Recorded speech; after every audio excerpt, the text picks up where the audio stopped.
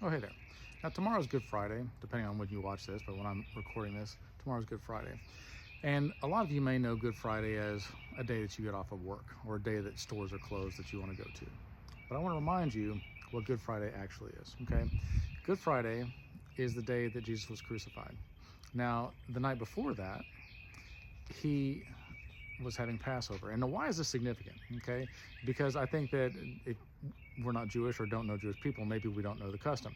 So in ancient Egypt, Moses went to Pharaoh and he said, "Let my people go," because God told him to.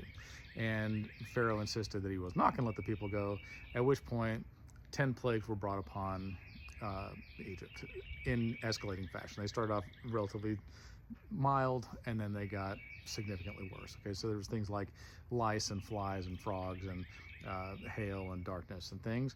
And by the last, then the firstborn son of every living creature was going to die. And the way that was determined whether or not your son, your firstborn son, was going to die, and this included animals and everything, the way that you determined who was going to live and who was going to die was from a Passover lamb. Okay, and so what happened was they would kill a lamb, and it could not be lame or blemished or blind or any other bad thing. It had to be a choice lamb, pure, white,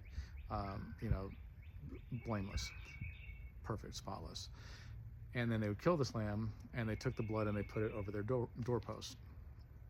And this was a sign to the angel of death that when he was coming through and killing every firstborn son, when he was coming through and doing that, if there was blood over the doorpost, that was a sign to pass over that house.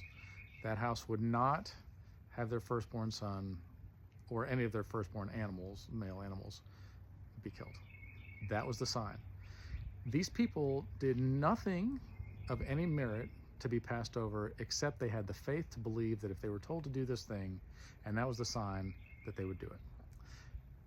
And Jesus is that Passover lamb for us, right? We don't do anything that makes us deserve heaven.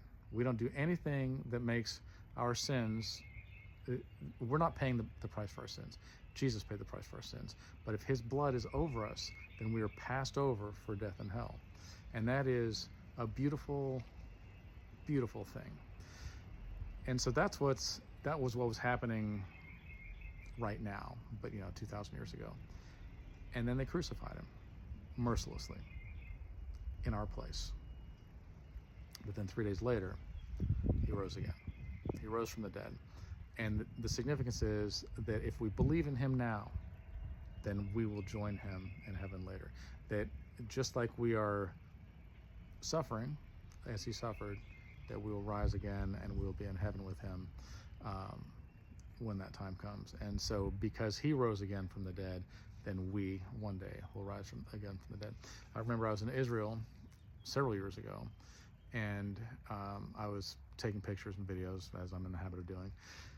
And I walked up to Jesus' tomb where he was buried, and there's a line, and it was finally my turn, and I went picture, picture, picture, picture.